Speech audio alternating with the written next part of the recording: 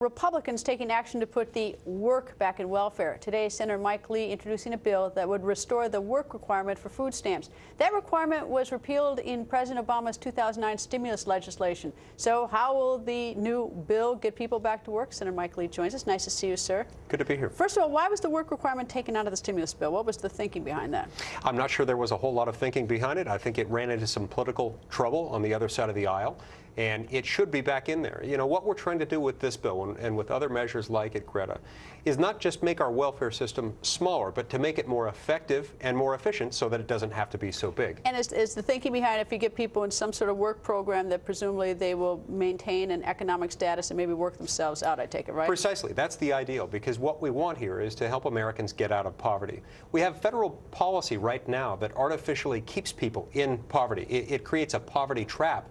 We want to make it easier for people to get out of poverty. If you can't get the work, I assume you can still get the food stamps, or if you're disabled under your program, let's say that you're just physically unable to work, and you still get food stamps without having to meet the work requirement. Yes, this presupposes that you're able-bodied, that you're an able-bodied adult, you have the capacity to work.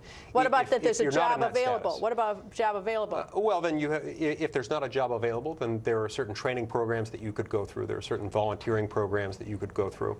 So it doesn't presuppose that there has to be a job there that's ready to pay you, but you do have to be doing certain things to prepare yourself to re-enter the workforce. A number of states already have this?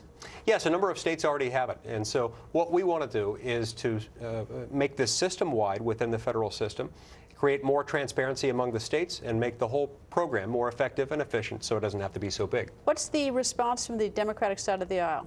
There hasn't been much of one yet, which I'm taking to be a good sign, because it's difficult for them to push back too hard on something that really helps people get out of poverty. That's the whole purpose of our welfare system in the first place, is to alleviate poverty.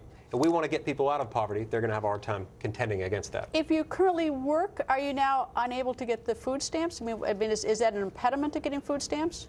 If you currently work, it can, in some instances, depending on the income level, be an impediment to receiving certain welfare programs.